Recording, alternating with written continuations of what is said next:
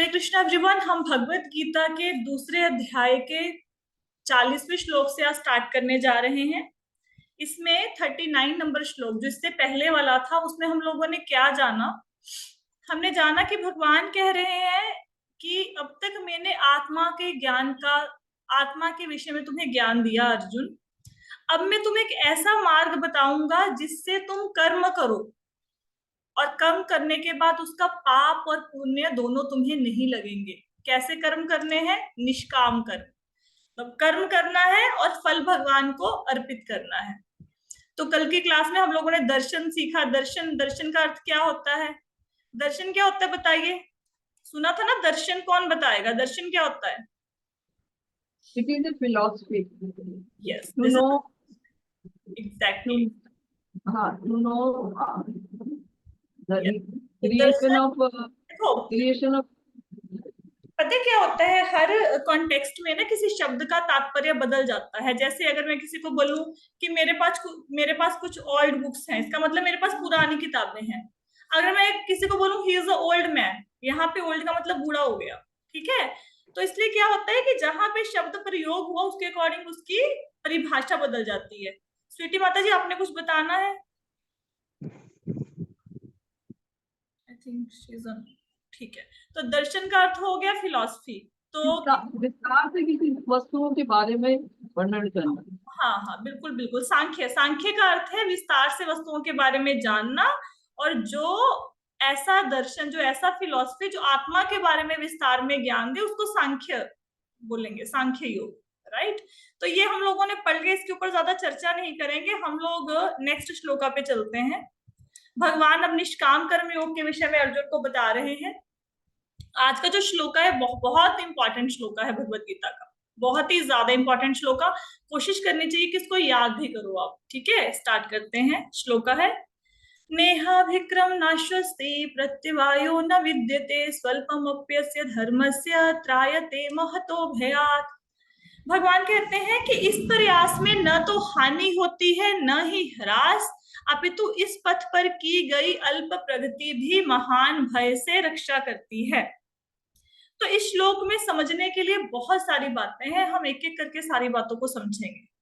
सबसे पहले सबके लिए एक क्वेश्चन है कि आपके जीवन में सबसे बड़ा डर क्या है?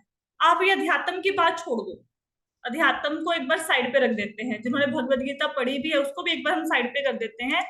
आपके जीवन का सबसे बड़ा फियर क्या है? किस बात से आपको डर लगता है? मृत्यु से। मृत्यु से। ठीक है, तो माता जी को मृत्यु से डर लगता है। और किसी की कोई और रियलाइजेशन क्या, किस चीज से डर लगता है? जैसे मैं आपको कुछ एग्जांपल्स दे देती हूँ, आपको इजी हो जाएगा। जैसे कोई बंदा बोलेगा कि मरने से डर लगता है। कोई बोलेगा मेरी नौकरी चली जाएगी, मेरे को इससे डर लगता है। कोई बोलेगा कि मैं बीमार ना हो जाऊं। कोई बोलेगा कि मैं बूढ़ा हो जाऊं, मैडम, मेरे को इससे डर। मैम, हाँ जी, हाँ जी बेबी जी, बताइए किस चीज से डर लगता है? What is your biggest fear of life? कौन सा डर है आपका? Separation of beloved ones, separation of beloved ones. Yes, कि अपने हमारे से दूर हो जाएंगे, उस चीज का डर है। राइट? कोई और कुछ लिख के बता पाएंगे चैट बॉक्स में या अनम्यूट करके कि किस चीज का डर लगता है, किस चीज का मन में फियर है हमेशा? Separation from loved ones, right, हो गया। कोई और डर? नहीं? राइट, तो ये हमारे कुछ। एन पराशर के नाम पे किसी ने ज्वाइन किया। You want to say something? हाँ मैम, मैं ये कहना चाहती हूँ कि ये डर लगता है कि रात को सो जाए और सुबह नहीं उठे तो घर का, फैमिली और बच्चों का क्या होगा, इस चीज से बहुत डर लगता है। राइट, तो मृत्यु से डर लगता है कि मृत्यु का डर है कि रात को सोए पड़े अगर रह गए और सुबह नहीं उठे तो क्या होगा, है ना?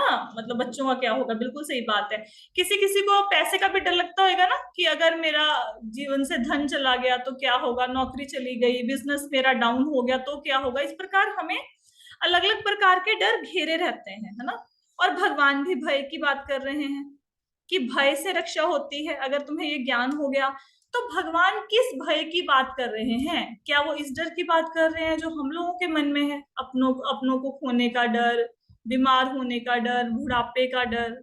नहीं, भगवान इस डर की बात नहीं कर रहे। एक्चुअल में ये जो सारे डर है ना, ये हमारे माइंड में हमें कुछ ना कुछ सोचने की आदत पड़ी हुई है फ्यूचर के विषय में। भले ही वो सत्य हो चाहे ना हो, लेकिन फ्यूचर को हम अपने सामने ऐसा प्रस्तुत कर लेते हैं कि हमारा फ्यूचर बड़ा ही भयानक होने वाला है। मतलब माइंड की ना एक क्वालिटी है, क्वालिटी क्या है, ये छोटी सी प्रॉब्लम को बहुत बड़ा करके आपके सामने दिखाता है और उसके पीछे फिर इतनी कहानियां दे देता है कि हम सच में उन कहानियों के ऊपर यकीन करने लग जाते हैं। आप एक बार मन में सुबह उठ के सोचना शुरू कर दो, अगर मेरी नौकरी चली गई क्या होगा, कैसे बच्चों की मतलब पढ़ाई होगी, कैसे घर का खर्चा चलेगा। शाम तक होते होते आपका ना सिर फटने लग जाएगा। एक्चुअल में नौकरी गई नहीं है, कुछ नहीं हुआ, सब ठीक है, सिर्फ सोच सोच के हम अपने आप को नेगेटिव बनाए जा रहे हैं। और आप देखोगे कि हम लोग ना फ्यूचर के विषय में सोच सोच के कितनी अपनी लाइफ का मेजर पोर्शन खराब किए जा रहे हैं।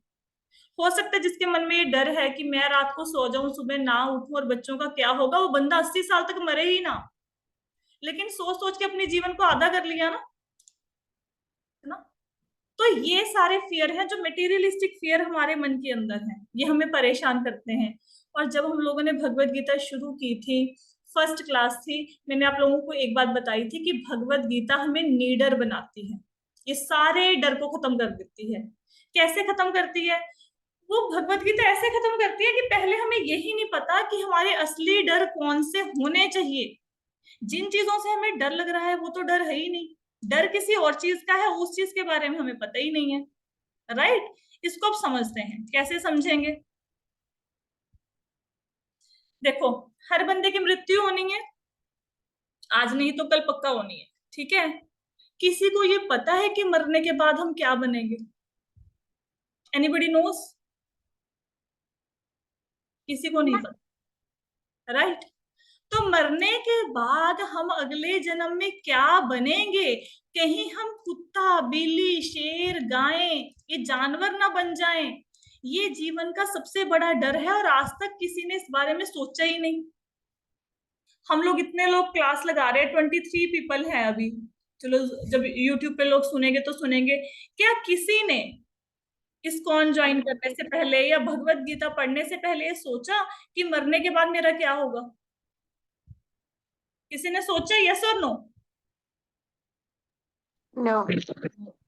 मैम सोचा, मैंने सोचा, इवन कल मैं अपने बच्चों को भी यही बता रही थी कि अगर इस चीज से जन्म मरण एंड व्हाटएवर जो भी होता है आफ्टर डेथ उससे बचना है तो there is only one thing कि अगर हम जप माला करते हैं श्री कृष्ण नाम की, जो मैंने जहां तक जानती हूँ राइट, जी, तो ठीक है। तो जब हम कृष्ण भक्ति में आए, मंदिर से जुड़े, या हम लोगों ने भगवत गीता पढ़ा, फिर हमारे दिमाग में ऐसे विचार आए कि मरने के बाद मैं कहाँ जाऊंगा, ये तो मैंने सोचा ही नहीं। पूरे जीवन निकाल दिया, अपनी एज के 40, 50, 30, 20 जितने भी साल है सब निकाल दिए, कभी नहीं सोचा मरने के बाद मेरा क्या होगा, और हमें कोई चिंता ही नहीं है जो होंगे, ठीक है। तो जीवन का सबसे बड़ा डर जॉब खोना नहीं है, जीवन का सबसे बड़ा डर ये नहीं है कि बिजनेस में क्या होगा, जीवन का डर ये नहीं है कि मेरे बच्चे पढ़ाई में पास होंगे कि नहीं होंगे, या मेरे बच्चों का करियर क्या बनेगा। वो सब कुछ ऑलरेडी डिसाइडेड है, ये प्रारब्ध में लिखा हुआ है। आपने आज अभी सपोज 3:30 हुए हैं, आपने आपके घर में रात को डिनर में क्या बनना है, दैट इज ऑलरेडी डिसाइडेड, वो पहले से लिखा हुआ है। आप ज्योतिषी के पास जाते हैं ना जब कोई प्रॉब्लम होती है, तो कई बार आपको अच्छा एस्ट्रोलॉजर मिल जाए, वो आपको बताता है ना कि भाई कल ही मेरी किसी से बात हो रही थी, कहते मुझे एस्ट्रोलॉजर ने बताया था कि जब आप 38 ईयर्स के हो जाओगे तो आपकी एक बेटी होगी और उसकी बात सत्य होगी। उसकी 2-3 बातें और बताई थी, वो भी बातें सत्य हो गई। तो ये बातें सत्य कैसे हो रही हैं? क्योंकि पहले से डिसाइडेड है, प्रारब्ध तो डिसाइडेड है ना। जो चीज डिसाइड हो गई है उसके बारे में सोच सोच के क्या आप उसको चेंज कर सकते हो? नहीं। फिर सोचने का बेनिफिट क्या है? दिमाग खराब हो रहा है ना सोच सोच के। और जिस चीज के बारे में सोचना चाहिए उस चीज के बारे में हम सोच ही नहीं रहे। अब हमें ये जन्म मिला, हमें जन्म क्यों मिला? क्योंकि हम भगवान के अंश हैं। हमें लगा कि नहीं, हमें तो अपना अपना घर चाहिए, जैसे भगवान की सत्ता है, भगवान राज करते हैं, ऐसे मुझे भी राज करना। तो भगवान ने हमें धरती पर भेज दिया। भेजा क्यों? कि तुम वहां पे जाओ, भक्ति करो, भक्ति करके अपने घर में वापस आओ। भगवान हमारे पिता है ना, पिता कह रहे हैं कि अपने घर में वापस आओ। हमने यहाँ पे आके अपनी दुनिया बसा ली, घर, गाड़ी, बीवी, बच्चे उसके बीच में उलझे हुए हैं, कुछ सोच ही नहीं रहे कि मरने के बाद हमारे जीवन का क्या होगा। तो जीवन का सबसे बड़ा डर ये है कि अब तो मानव का शरीर मिल गया, लेकिन मरने के बाद कोई गारंटी नहीं कि मानव का शरीर मिलेगा कि नहीं मिलेगा, कोई गारंटी नहीं। क्योंकि मानव शरीर कब मिलता है? 84 लाख 84 लाख जोनियों के बाद मानव शरीर मिलता है। पद्म पुराण में लिखा है कि 84 लाख योनियों के चक्कर में हम लोग घूमते हैं, फिर जाके मानव शरीर मिलता है, जिसमें से सिर्फ ह्यूमन बींग्स की, जो ऐसा होता है ना जैसे एनिमल्स हैं, एनिमल्स 30 लाख तरह के तो एनिमल हैं जिनके शरीरों में घूमना पड़ता है फिर मनुष्य जन्म मिलता है। 10 लाख टाइप के बर्ड्स हैं, इंसेक्ट्स और रेप्टाइल रेंगने वाले जो जानवर हैं वो 11 लाख हैं, एक्वेटिक जलचर जो पानी में रहने वाले जानवर हैं वो 9 लाख हैं, और जो ट्रीज और प्लांट है वो 20 लाख हैं, और मनुष्य की 4 लाख योनियां हैं। इन सब में घूमने के बाद फिर मनुष्य जीवन मिलता है, ऐसे नहीं मिलता। It's not easy to attain this human body, ऐसे नहीं मिलता। इसको ना एक कहानी सुनाते हैं प्रभुपाद जी। कहानी क्या है कि एक इंसान है, वो ना एक अंधेरे कमरे में बंद हो जाता है। उस कमरे में अंधेरा है, कुछ नहीं है, और उस कमरे में ना बहुत सारी खिड़कियां हैं। अब वो क्या है, अंधेरे में ना दरवाजा ढूंढता है। दरवाजा कहाँ है, तो हाथ लगा लगा के दीवार आती है, फिर खिड़की आती है, वो देखता है यहाँ पे कुछ नहीं है, फिर अगली खिड़की पे दीवार पे जाता है, तो 84 लाख उस कमरे की खिड़कियां हैं। तो धीरे धीरे धीरे धीरे पूरा जीवन लगा के वो किसी तरह से वो दरवाजे तक पहुंच जाता है, ढूंढते ढूंढते ढूंढते ढूंढते। अंधेरा है ना, से टटोल के ही देखेगा ना कि कहाँ पे दरवाजा है। और जैसे ही दरवाजा आता है उसको ईचिंग होनी शुरू हो जाती है।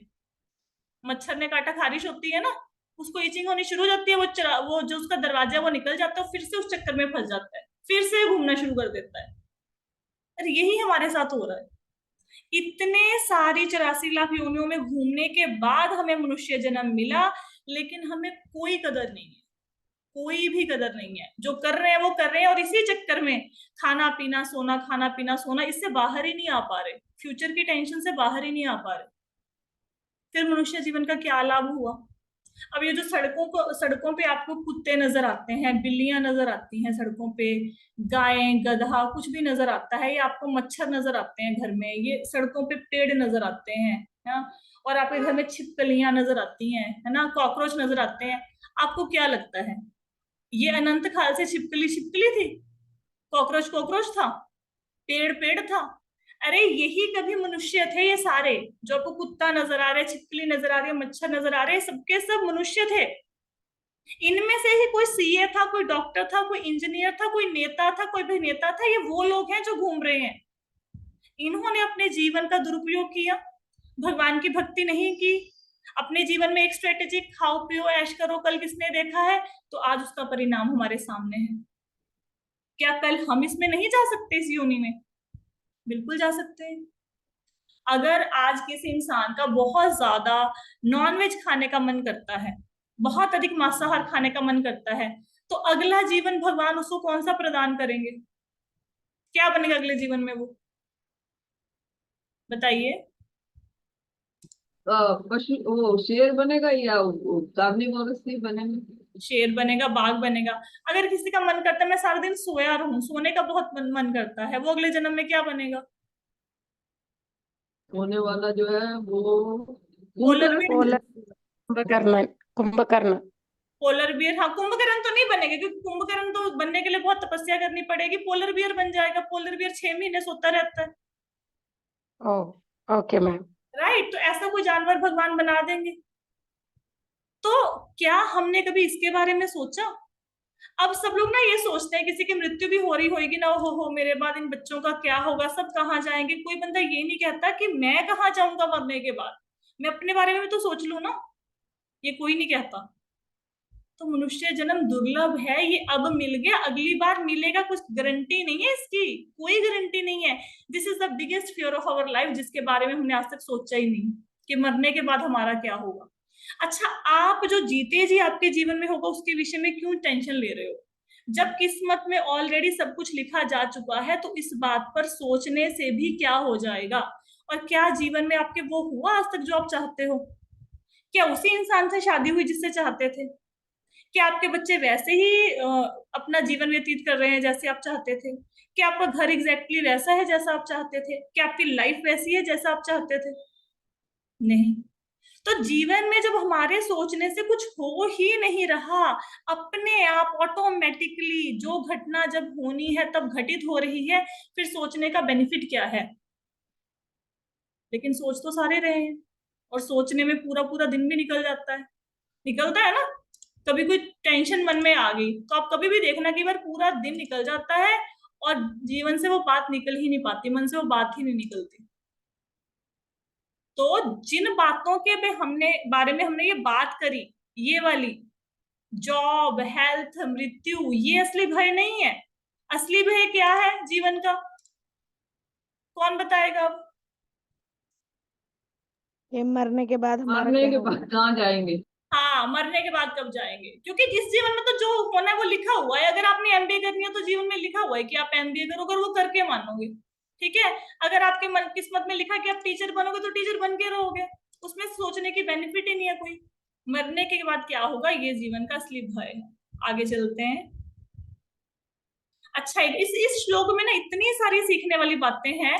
मैं ये एक श्लोक है जिसके ऊपर मैं पूरा आधा घंटा लगाने वाली हूँ कि अगर आपको ये श्लोक समझ आ गया ना, आपकी पूरी जिंदगी आज ट्रांसफॉर्म हो जाएगी। पूरी जिंदगी सिर्फ एक श्लोक ये वाला समझ लो, ठीक है।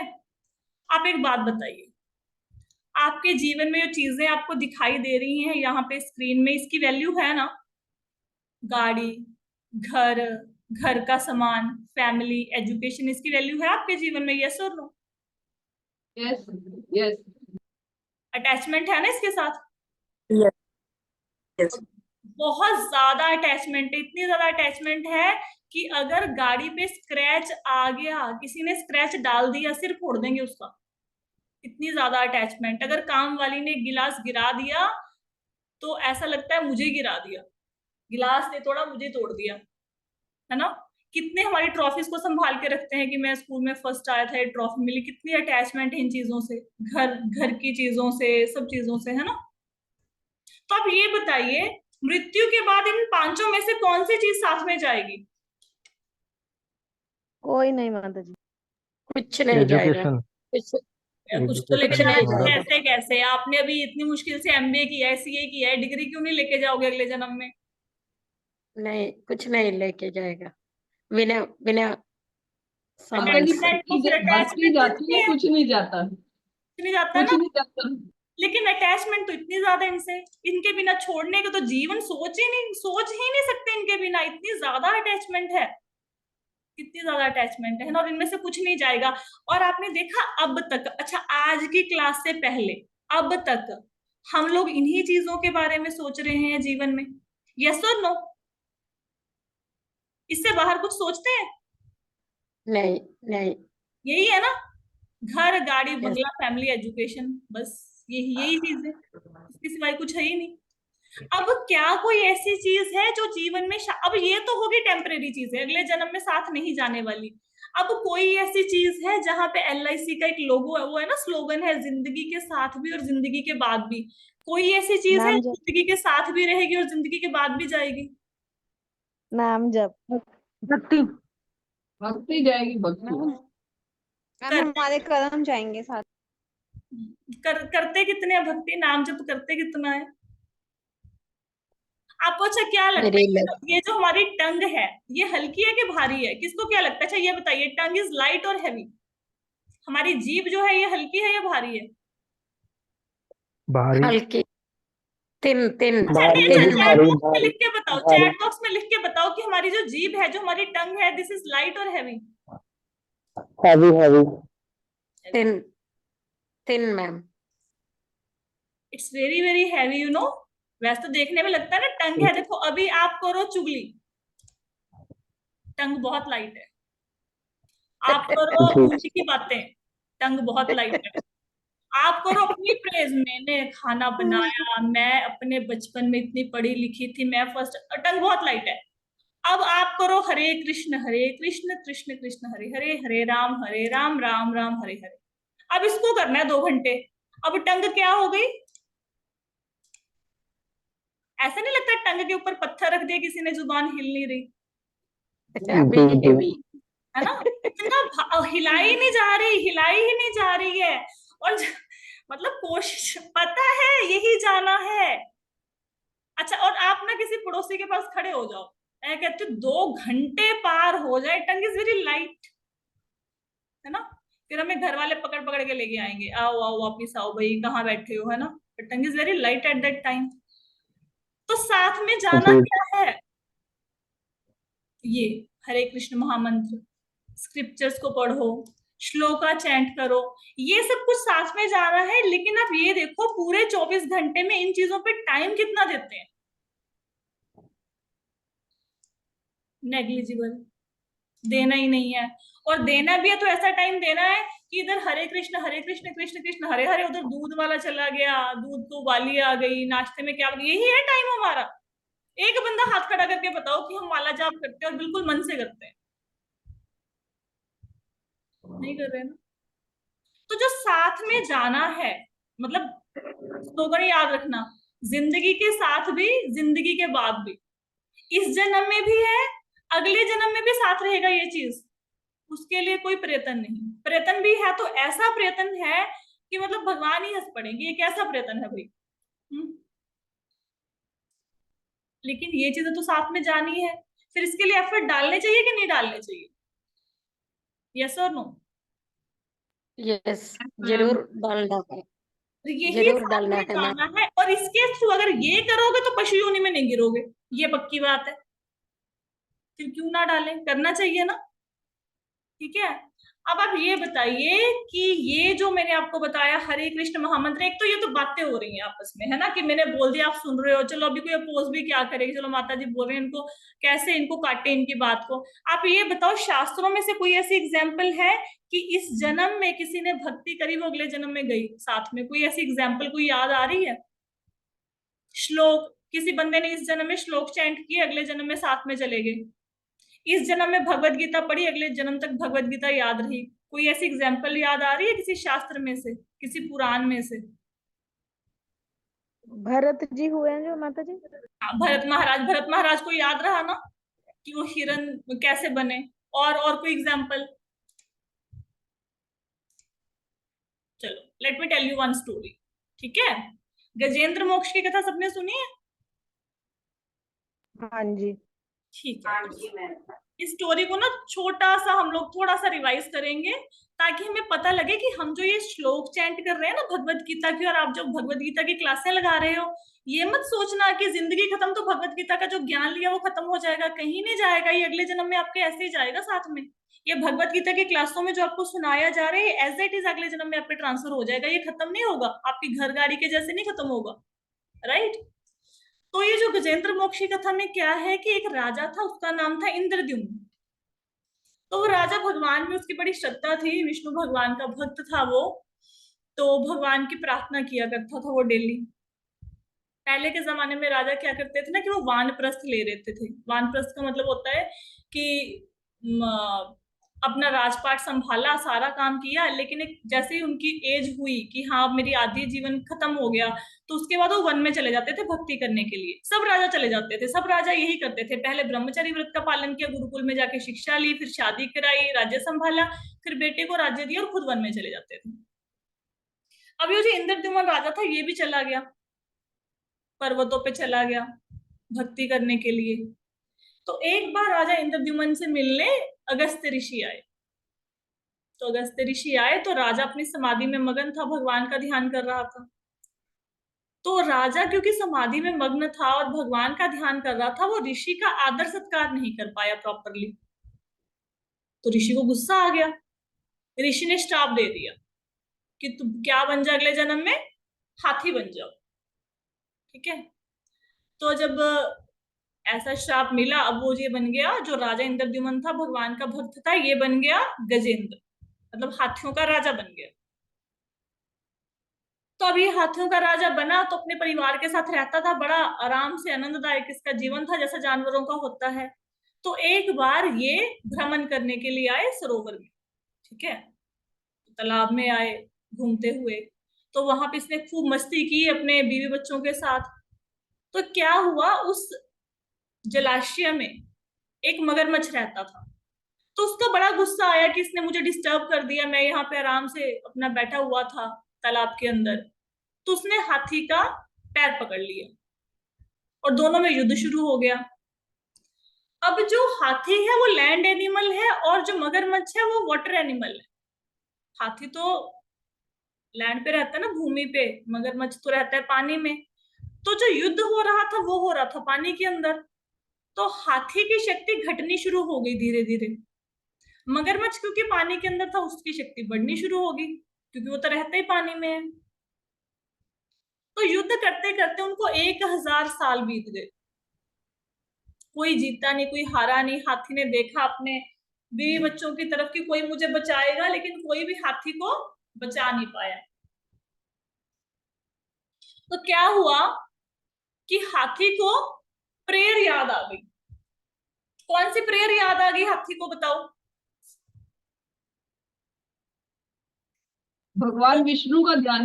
जो वो पिछले जन्म में भगवान विष्णु की भक्ति करते हुए प्रेयर गाता था, वो प्रेयर उसको याद आ गई और उसने वो सारी प्रेयर गाई और वहां से जलाशय से कमल का फूल उठाया और भगवान को समर्पित, मतलब ऊपर काश की तरफ करते हुए बोला कि कोई तो ऐसा होएगा जो मुझे बचाएगा, जो जगतपति है वो मुझे बचाए अब आके, मेरे तो मतलब प्राण संकट में है, मैं तो इससे नहीं लड़ सकता। तो भगवान विष्णु आगे, एक सेकंड में आगे गरुड़ पे सवार होके उन्होंने मगरमच्छ को मार डाला और हाथी के प्राणों की रक्षा करी। अब ये हाथी ने प्रेयर सीखी कब थी? कब सीखी थी हाथी ने प्रेयर? ये जब वो राजा पहले जन्म में। यस, जब वो राजा इंद्रद्युम्न था। अब तो नहीं सीखी ना, हाथी ने तो नहीं सीखी प्रेयर। तो वो प्रेयर उसको याद आ गई जब वो हाथी था, बन गया अगले जन्म में और संकट में पड़ा। तो जब गजेंद्र को पिछले जन्म में की हुई प्रेयर याद आ सकती है, तो क्या हमें भगवत गीता याद नहीं आएगी अगले जन्म में? आएगी कि नहीं आएगी? आएगी ना? आएगा। आप आएगी। यही आएगी। मेरे पास ना सब कुछ भूल जाए। सब कुछ नहीं, और सब कुछ भूल जाओगे ये नहीं भूलोगे। मेरे पास ना प्रहलाद स्कूल में ना बहुत से बच्चे आते हैं। कुछ बच्चे ऐसे, उनको श्लोक ना बड़ी जल्दी याद हो जाते हैं। कुछ बच्चों के साथ जितना मर्जी आप दिमाग लगाते हो उनको श्लोक याद नहीं होते। क्यों? किनको श्लोक याद हो रहे हैं? क्योंकि जिन्होंने पिछले जन्म में पढ़े हुए हैं वो कनेक्ट कर जाते हैं, वो फटाफट याद कर लेते हैं, क्योंकि उन्होंने सिर्फ रिवाइज करना है। जैसे एक बच्चे ने पूरा साल पेपर की तैयारी करी, पेपर के दिनों में उसको फटाफट याद आता है, उसने सिर्फ रिवाइज करना है। और जिसने पहली बार शुरू किया उसको मुश्किल लगता है। तो ये कथा कहीं जाने नहीं वाली है। ये इस जन्म में भी लाभ देगी, अगले जन्म में भी लाभ देगी। ये ज्ञान कहीं नहीं जाने वाला। ये हमारे घर गाड़ी बंगले जैसा ज्ञान नहीं है। ये वो एजुकेशन नहीं है, भौतिक एजुकेशन, कि इस जन्म में मैंने पीएचडी करी, अगले जन्म में मैं फिर नर्सरी क्लास से स्टार्ट हो जाऊंगा। ऐसा नहीं है। क्या ये घर गाड़ी बंगला, चाहे आज किसी मनुष्य के पास कितनी भी बड़ी गाड़ी है, चाहे उसके पास कितना भी अच्छा सामान है घर में, चाहे कितने भी अच्छा उसको एजुकेशन है, पीएचडी है, एमबीबीएस है, कुछ मर्जी है, वो बंदा सीए है, चाहे फैमिली कितनी अच्छी है, चाहे उस बंदे का घर का फर्नीचर बहुत अच्छा है, जैसे ही मृत्यु हुई सबकी सब चीजें यहीं पे धरी रह जाएंगी, कुछ नहीं साथ में जाएगा। अगले जन्म में फिर से स्टार्ट करना पड़ेगा स्क्रैच से। फिर नर्सरी क्लास में जाओगे, फिर पढ़ाई करोगे, फिर नौकरी करोगे, फिर नया घर खरीदोगे, फिर एक नई फैमिली बनेगी। कुछ नहीं साथ में जाने वाला। अगर ये बात समझ आ जाए ना तो शायद हम भक्ति स्टार्ट कर देंगे अच्छे से। लेकिन ये समझ नहीं आती, सुनने में अच्छी लगती है लेकिन वो धारण नहीं कर पाते उसको। राइट, आगे चलते हैं। एक और बात इस श्लोक से सीखने को मिलती है। इस जीवन में लोग आपकी कदर तब करते हैं अगर आप सक्सेसफुल होते हो। आपके एफर्ट्स की कोई कदर नहीं होती। कैसे कदर नहीं होती? देखो, आपने घर बनाया, ठीक है, घर बना के आपने वो घर आधा बना के छोड़ दिया, पूरा घर नहीं बनाया। जैसे आपको यहाँ पे फोटो में नजर आ रहा है, क्या इस घर में आप शिफ्ट हो सकते हो? रह सकते हो इस घर में? नहीं। No. इस प्लॉट को खरीदने में आपका पैसा लगा 40-50 लाख, जितना इसकी कंस्ट्रक्शन में 8-10 लाख रुपया लगा, वो सब बेकार हो गया ना।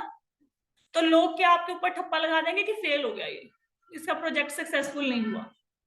इसी प्रकार किसी ने बिजनेस शुरू किया, अपना स्टार्टअप शुरू किया, और वो बिजनेस में ड्यू टू सम रीजन वो बिजनेस नहीं चला, तो लोग क्या ठप्पा लगा देंगे? फेल हो गए। जीवन में बहुत मेहनत करी, आईएएस ऑफिसर बनना था, पूरा जीवन लगा दिया, 18-18 घंटे 20-20 घंटे पढ़ रहे हो, नहीं सफलता मिली, लोग क्या कहेंगे? फेलियर हो तुम। आप किचन में नॉर्मल से एग्जांपल लीजिए, अपने किचन में पूरा गर्मी का महीना है, पसीना खून पसीना एक करके आपने खाना बनाया, उसमें नमक नहीं डाला, क्या बोलेंगे आप? फेल हो गए। ये क्या सब्जी बनाई है? आप बोलोगे नहीं गर्मी में बनाई, बहुत मेहनत से बनाई, तो कहते हैं नमक तो डाला नहीं, फिर क्या फायदा है? तो 1 सेकंड का टाइम लगता है आपके ऊपर फेलियर का ठप्पा लगाने के लिए। भौतिक जगत में आपको सक्सेसफुल तब माना जाता है जो काम आपने शुरू किया अगर वो आप पूरा करो और उसमें आप सक्सेसफुल हो जाओ। स्कूल में एडमिशन ली, पूरा साल पढ़ाई करो, फिर अंत में अगर आप पास होगे तब आपको सक्सेसफुल माना जाएगा, नहीं तो आप फेलियर हो। लेकिन भक्ति में ऐसा नहीं होता। भक्ति में क्या होता है? भक्ति में भगवान आपके एफर्ट्स को देखते हैं, रिजल्ट मैटर नहीं करता। भगवान को पता है कि भाई ये बंदा जो चैंटिंग कर रहा है ना, इसका मन नहीं लग रहा है, इसका मन इधर उधर घूम रहा है, भटक रहा है, लेकिन फिर भी इसको ये तो पता नहीं कि 16 माला करके सोना है, रात को 11 बजे माला लेके बैठा है ना। ये हो सकता है कि आप प्रचार के लिए जाएं, अब 10 बंदों से बात करें, भगवत गीता ले लो, भगवत गीता ले लो, 10 में से एक बंदा भी ना ले, लेकिन भगवान के लिए वो 100% है, क्योंकि आपने प्रयत्न तो किया ना। हो सकता है आप श्लोकों को बोलने की कोशिश करें और एक श्लोक को बोलते हुए आपसे 10 गलतियां हो जाएं, आपका प्रोनाउंसिएशन क्लियर ना हो, लेकिन भगवान को तो पता है ना कि एफर्ट तो कर रहा है ना। तो भक्ति में आपकी सक्सेस मैटर नहीं करती, भक्ति में आपके एफर्ट्स होते हैं जिसके आपको मार्क्स मिलते हैं। भौतिक जगत में एफर्ट्स का कोई मार्क्स नहीं है, भौतिक जगत में सक्सेस का मार्क्स है। तो अगर भगवान आपके एफर्ट से खुश हो रहे हैं तो क्या हम एफर्ट भी नहीं करेंगे? करने चाहिए ना। तो भौतिक जगत जरूर करेगा मैम, करने चाहिए, जरूर एफर्ट जरूर करो। करेगा। लेट इट बी, आप गलत बोलो कोई दिक्कत नहीं, श्लोक गाने की कोशिश तो करो। अब जैसे कल एक क्वेश्चन आया था कि आप कृष्णा बोल रहे हो, आप कृष्ण नहीं बोल रहे हो। अरे भाई, जब बच्चा, आप ये सोचो, बच्चा तोतली आवाज में माँ से बोलता है कि माँ मुझे लोटी दे दो, तो माँ लोटा उठा के थोड़ा ना ले आती है। माँ को पता होता है ना, रोटी दे, रोटी मांग रहा है तो रोटी देगी ना। माँ अपने बच्चों की बात समझती है। जब इस दुनिया की एक साधारण माता में इतनी क्षमता है कि वो अपने बच्चे की तोतली आवाज को समझ के उसके सामने एग्जैक्ट चीज प्रस्तुत करती है, तो अगर हम कृष्णा को कृष्ण कहेंगे तो क्या उनको, या कृष्ण को कृष्णा कहेंगे, उनको समझ नहीं आएगा कि मुझे बुला रहे हैं? तो ये थोड़ा ना बोलेंगे ये तो द्रौपदी का नाम है, द्रौपदी को भेज दो, मैं नहीं जाऊंगा। माँ समझती है ना, भगवान हमारी भावनाओं को समझते हैं, राइट। वाल्मीकि जी ने राम राम थोड़ा ना कहा था, उन्होंने मरा मरा कहा था, तो क्या उनको रियलाइजेशन नहीं हुआ? हुआ ना, मरा मरा से हो गया। तो भगवान हमारे एफर्ट को देख रहे हैं, हमारी भावनाओं को देख रहे हैं। ये देखो कितने लोग हैं जो भगवान का नाम एक बार लेने से तर गए। अजामिल की कथा है, सिर्फ एक बार नारायण बोला, उनको जीवन और मिल गया भक्ति करने के लिए। केवट है, केवट ने क्या किया? सिर्फ एक बार भगवान के चरण धोए, भवसागर से पार। ये फल वाली है, उसने क्या दिया? भगवान को थोड़े से फ्रूट्स दिए, भगवान ने हीरे जवाहरात से भर दिया। तो अगर आप छोटा सा भी भगवान के लिए कुछ करोगे ना, छोटा सा भी, कुछ भी, सिर्फ आपने भगवान के आगे जल का पात्र भी रख दिया ना, भगवान उसको बहुत बड़ा मानते हैं। और भौतिक जगत में क्या होता है, आप किसी मर्जी का जो मर्जी कर लो, लोग आपकी बड़ी से बड़ी एहसान को भूल जाएंगे, नहीं याद रखेंगे ना। तो अब भगवान इतने दयालु है, इतने मर्सीफुल है, फिर क्यों हम उनसे कनेक्ट होने की कोशिश नहीं कर रहे? करनी चाहिए ना। हालांकि कथाएं बहुत सुंदर है, लेकिन अभी समय कम है तो इनके ऊपर टाइम तो नहीं दे पाएंगे। फिर किस दिन समय हुआ तो जरूर इन कथाओं के ऊपर चर्चा करेंगे, जामिल की कथा या ये फल वाली की कथा, केवट की कथा। एक और बात इस श्लोक से सीखने को क्या मिलती है? अगर मेरा टारगेट है कि मेरे बैंक अकाउंट में 50 लाख रुपए होने चाहिए, और मैंने इस जन्म में अपने बैंक अकाउंट में सिर्फ 5 लाख रुपया डाला और मेरी मृत्यु हो गई, तो मेरा टारगेट खत्म हो गया ना। वो 5 लाख वहीं का वहीं पड़ा रह जाएगा ना। लेकिन इस जो स्पिरिचुअल लाइफ है, आध्यात्मिक जगत है, इसमें क्या होता है? सपोज कीजिए आप भगवान के धाम में जाने के लिए 100 नंबर चाहिए आपको। आपने इस जन्म में भक्ति स्टार्ट करी, आपको नहीं पता था कि भगवान की भक्ति करनी चाहिए, लेट पता लगा, 40 साल की उम्र में करी, 50 साल की उम्र में भक्ति स्टार्ट करी, और इस जन्म में सिर्फ आप 5% भक्ति कर पाए बस। उसके बाद कंटिन्यू नहीं कर पाए या मृत्यु होगी, कोई भी रीजन हुआ, तो अगले जन्म में आपकी भक्ति 5% कहां से शुरू होगी? 0 से नहीं शुरू होगी, वो 6% से शुरू होगी। क्यों? क्योंकि 5% आपने इस जन्म में कर लिया है।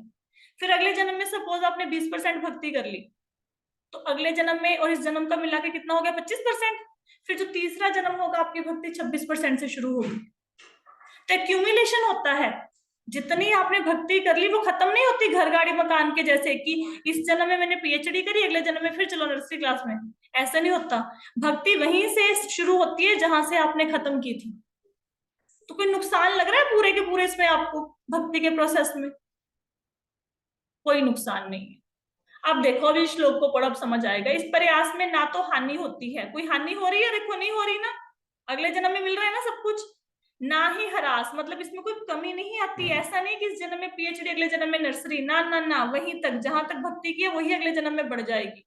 और अगर आप थोड़ी सी भी भक्ति करोगे, इस पद पर की गई अल्प प्रगति भी महान भय से रक्षा कर सकती है। महान भय का मतलब है थोड़ी सी भक्ति कर लोगे, अगले जन्म में आपको ये कीड़े मकोड़ों वाली योनि नहीं मिलेगी। एटलीस्ट अच्छे घर में जन्म लोगे, ब्राह्मण के परिवार में या धनी परिवार में, जहां से आप अपनी भक्ति को कंटिन्यू कर सकते हो।